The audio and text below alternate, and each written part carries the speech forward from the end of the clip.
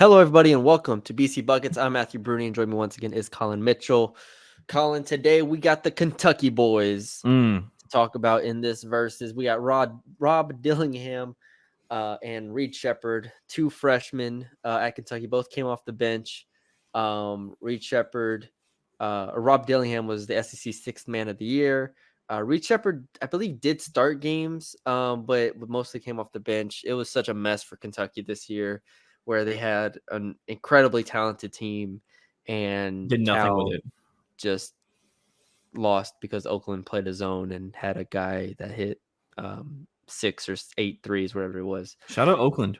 Shout out Oakland. From my county, where I'm from.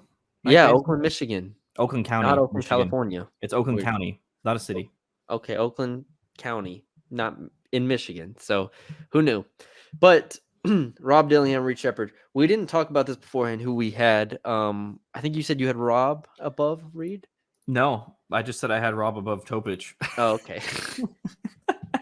just keep dogging Topich. Sorry for spoiling it for anybody who hasn't watched that game. We don't have Topich. They're pretty close. I do have Reed Sheppard higher. What about you?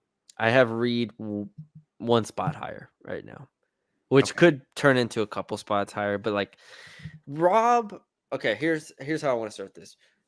Both of them are undersized.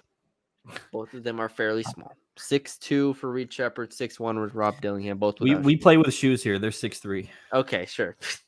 Rob's got 2-inch shoes on to get him up 6'3". Regardless, they're both fairly small. Rob is 164 pounds. Yeah. Like, I almost weigh as much as Rob Dillingham. I weigh more. Yeah, well, yes, you do. But like this is where we're at right now in this draft. In a normal draft, I would love having these two guys as like late lottery.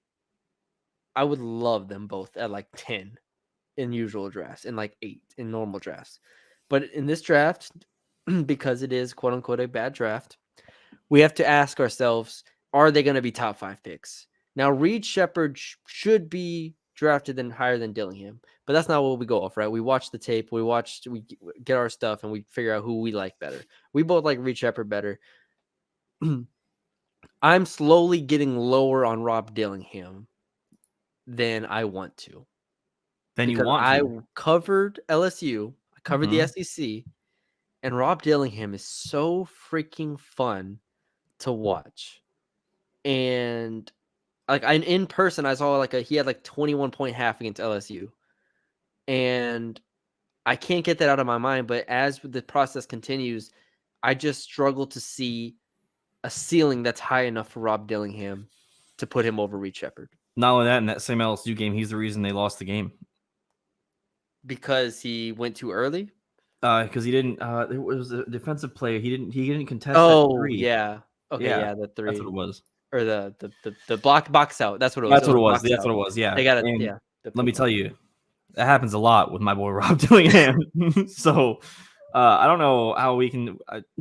We both have similar concerns with both of them. Obviously. So why do you have Reed higher? Let's start with that.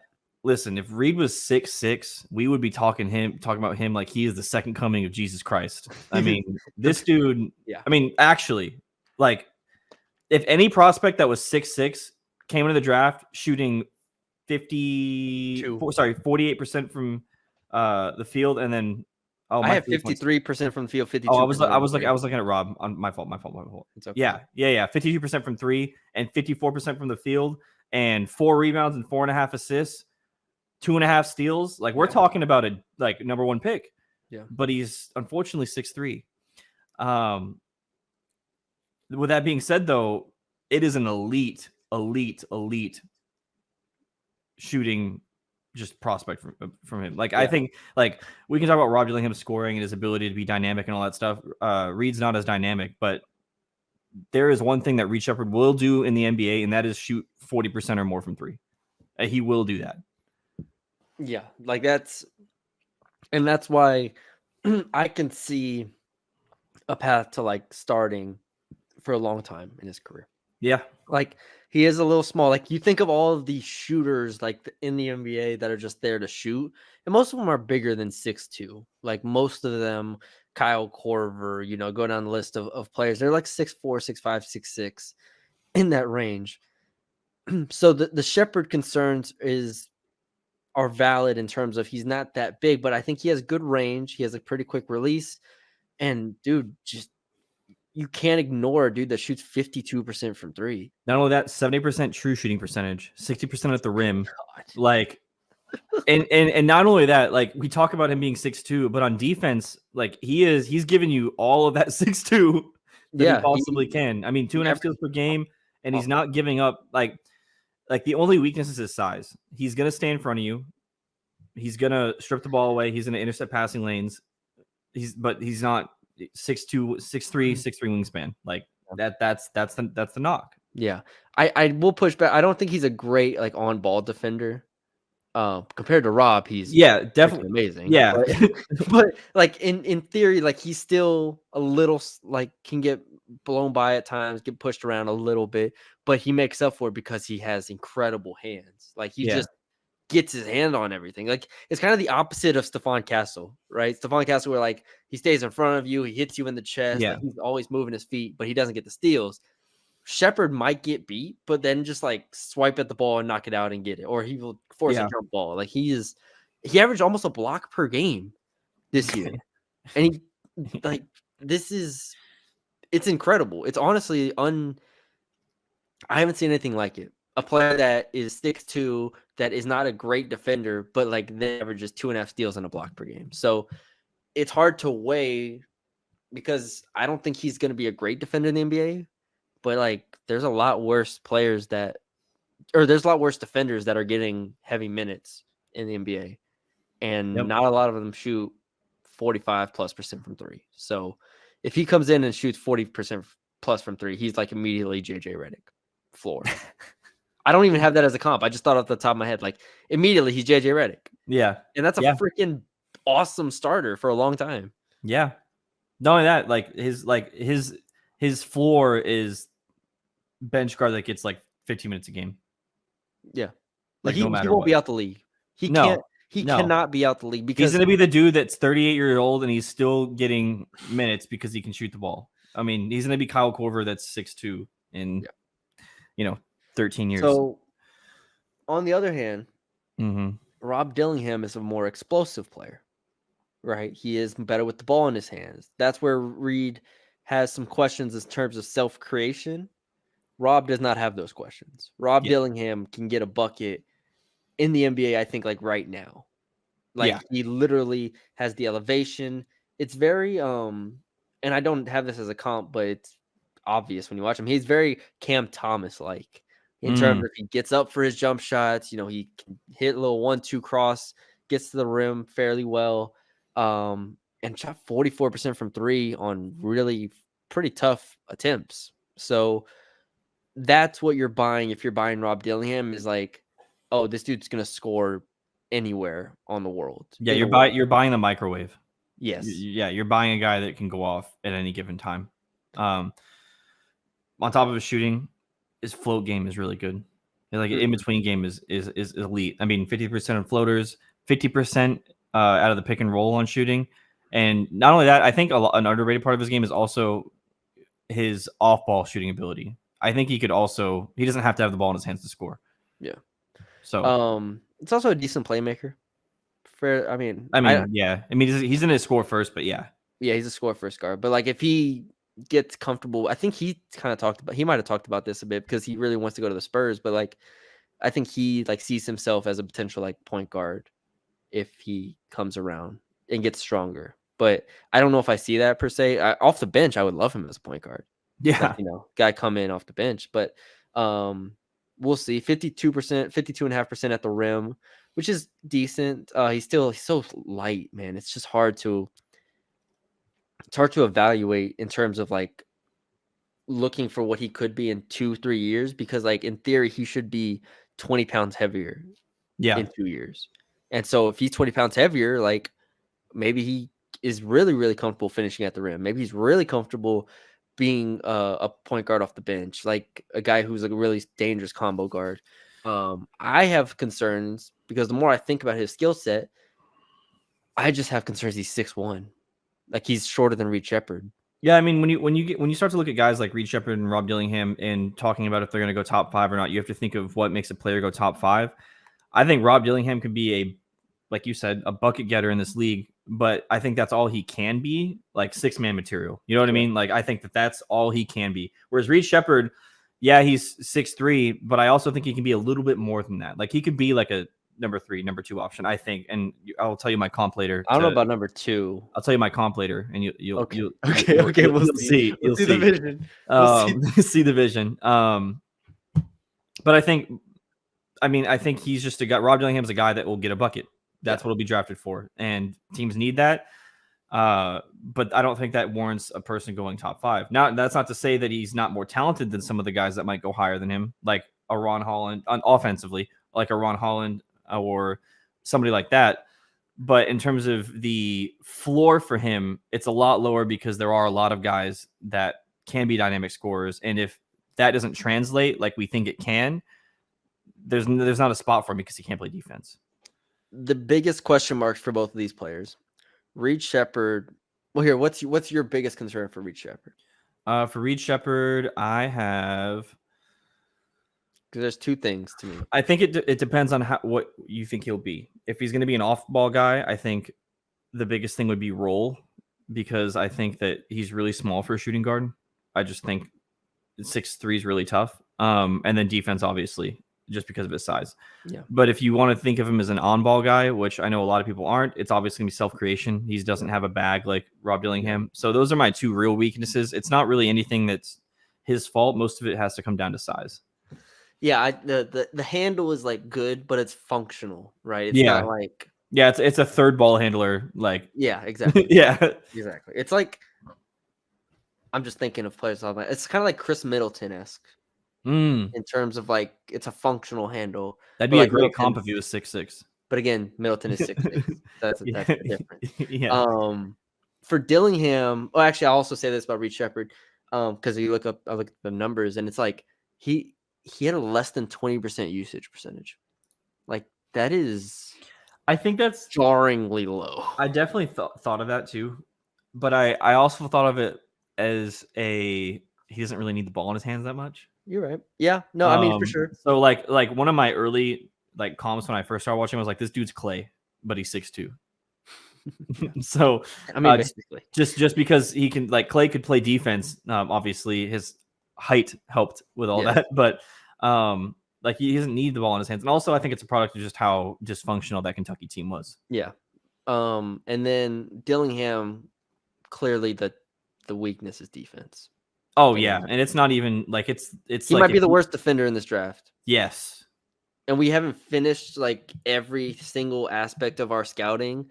So like we'll go through like the list. Like Dalton Connect's not a good defender. I know that much. And then like we'll see Jacoby Walter has like tools, but not great. But like regardless, he's probably the worst defender in this draft. It's horrendous like to watch. Like it's almost like he like gets frozen like on screens. It's just like or not even that. He just can't get through the screen. And then off ball, he just gets caught watching way too much, which teams can obviously fix and could also be a product of the Kentucky thing. Yeah. But I just think physically he's also not there. That's the thing. So like we talked about this, but like the Jaden McDaniels proposition, which is what I'm going to start calling it. We should make a shirt of this because it's like I'm really upset we missed on him. A player that apparently shows no effort defensively, like doesn't do anything defensively in college, and then all of a sudden locks in and becomes a great defender. Jaden McDaniels has that because he's a freaking incredible athlete and long arms. Yeah. Like that. I will start weighing that into my mind when I evaluate players like that. Yeah. Rob Dillingham is 6'1". So you can't be 6'1" and a $160.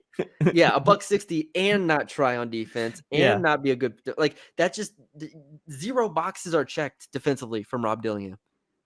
And so that's what gets me into my comps, and that's what limits the ceiling, because even if he was just an average defender, I could say I could see him starting.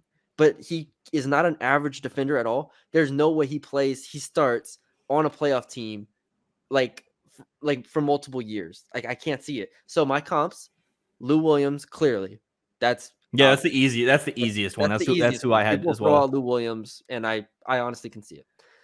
Jordan Poole, which Jordan Poole is 6'4". I don't like that comp.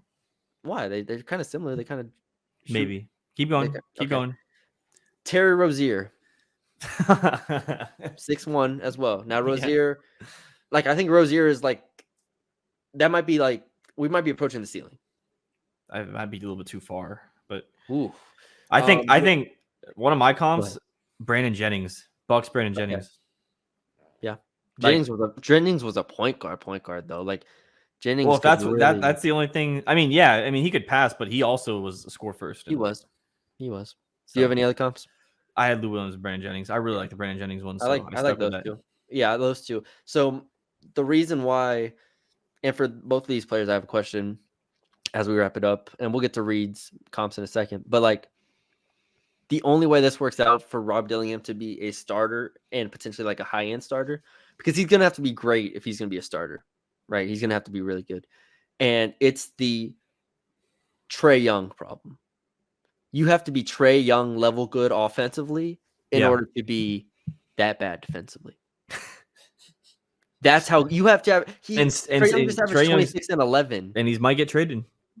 Yeah, he averaged 26 and 11, and people think he sucks right now. Yeah, exactly. Like that's how good you have to be that bad defensively. So if he's not Trae Young, I just think he's a very low upside. Like I think he has one of the lower ceilings, honestly, in this draft, which is crazy. For a guy that can score that well. Yeah. But like that's just how I feel. I just don't. I like. All right, if he's Lou Williams, if he's Terry Rozier, if he's Jordan Clarkson or Brandon Jennings or something like that, then like he had a very, very, very good career. But like that's the ceiling. I agree. I completely agree with that. Reed Sheppard comps. I have one comp, and I loved it so much. CJ McCollum. Ooh, I think I had CJ written down. Or was that for a different player? I don't know, but I love a CJ McCollum comp. Okay. I think thinking Blazers. Yeah. Obviously, he's not going to be the number one guy, but I think he can be a guy that is undersized and can score a lot and help a team. I think I did have CJ McCollum written down for him. I don't anymore because the more I thought about it, I do think CJ's creation ability is something I'm not sure Reed will ever get to. That's fair. I'm not like that's why I just don't think he'll ever be number 2. I can't fully see that. I have now these are role players, but I think he can be. I mean, I compared Stephon Castle, who's my second right now highest rated player, to Bruce Brown. So let's just okay. So someone that I don't have him comp to, but a lot of people have comped him to is Derek White. I don't like that comp actually. I just think Derek White is a much more menacing defender. Yeah, that's what I thought. That's all I kept thinking. Coming into the league and with the Spurs, like immediately you're like, oh, he can defend. Yeah. And then the 3-point shot developed and he played. And he's also, I think Derek White's a better athlete, like just in general. I have Peyton Pritchard. Now, Peyton Pritchard, just because he's white and can shoot the ball, sounds like I'm being stereotypical, but I'm not. Peyton Pritchard is currently like the 8th man on a team that just won like 64 games. Or how many games did the Celtics win? It was something like that, right? Something like that. It was 64, I think. But like Peyton Pritchard, like that's 1. All right. 2, Miles McBride, Deuce McBride for Knicks fans out there. High level shooter, good defender. I think Miles McBride is probably my favorite comp of the group. Now, again, these are role players. These are incredibly crazy comps, but keep going. And then 3rd, I have Marcus Sasser. Which I'm trying to figure out in my head. Marcus Sasser is way better of a defender. Okay, but Reed's a much better shooter. Do you think? And I don't know if. Well, let's do this too. I know the Pistons are the worst team in the NBA the last like 8,000 years. Marcus Sasser did play point guard like a significant amount. And Marcus Sasser is more of a point guard than Reed Sheppard. But I'm just like, guys who can shoot, defend. Can you give me a comp of a guy who's a player right now? Like anybody, past or present? I mean, I just named 2 guys that are playing significant that are Who? significant. Miles McBride and Peyton Pritchard, the 8th man. two guys who are playing significant minutes on very, very, very good playoff teams. I also don't want to hear it because you said that Peyton Pritchard was not going to do anything this league during our inaugural. That was our first inaugural draft. I didn't know what was happening. All right, I was scared. I had no idea what that draft class was. Peyton Pritchard is 7th on the team right now in minutes, by the way. So we're talking about the 7th man on one of the best teams in the league. I'm just saying, or perhaps the best team. I mean, who was your comp again? CJ McCollum. Like, what do you think? Okay, what do you think Reed Sheppard's ceiling is? Who does KOC have them mocked or have him? I think he has him like 7. Let's see. Big board. Reed Sheppard 7 shades of Derek White. Again, I don't like the Derek White comp at all. I think it's a little lazy. He buys the defense, I think, more than I do. I think he can be a fine defender. I don't think he'll ever be a great defender. So that's where I struggle to figure out the Reed Sheppard thing. He might need to be a great defender in order to start games in the NBA. But like JJ Redick, if I said JJ Redick, would that be better for you? Yeah. Okay. We'll go with JJ Redick then. Okay. JJ Redick's my official comp. Official comp. A guy that had a 70% true shooting percentage. I mean, at 55% free throw rate. Stan Vecini, I was listening to Stan Vecini pod, and he said he's kind of like Luke Kennard. Yeah, but he plays defense. Luke Kennard came to the league playing. He's a better athlete, and he defends better than Luke Kennard. So, like, maybe a supercharged Luke Kennard. Supercharged. I'd like that. Okay. What's crazy? Right. So hold on real quick. We were comparing. Obviously, we think that Reed Sheppard's better than Rob Dillingham. Rob Dillingham on the court, offensive rating for Kentucky was 118. With Reed Sheppard on the court, it was 129. Isn't that crazy? That's just different level. Yeah. Anyways, Reed is making plays. Anyways. All right, we both have Reed Sheppard over Rob Dillingham. One of these days we'll have different opinion. Maybe we'll on the script him out. Remember that? Yeah, and then I had to get Johnny Davis one time, and that was just brutal. And they were like, all right, we're not going to do it anymore. It was Johnny Davis against somebody amazing. Yeah, somebody turned out to be freaking incredible. Oh, my gosh. I don't remember who it was. But, yeah, that's when we were like, all right, maybe we should just pick whoever. I think it was like Tyrese Maxey. I don't remember. No. It was I don't know if that was the same draft. Yeah, I'll tell you. Screw it. I'll tell you right now. Benedict Mathurin. So not even on the same stratosphere. Yeah. So that's not great. Tough sell. That's all we got for y'all today. Hope y'all enjoyed it. Check out the other videos on our channel if you haven't already, and subscribe. We appreciate y'all for joining us. We'll talk to y'all.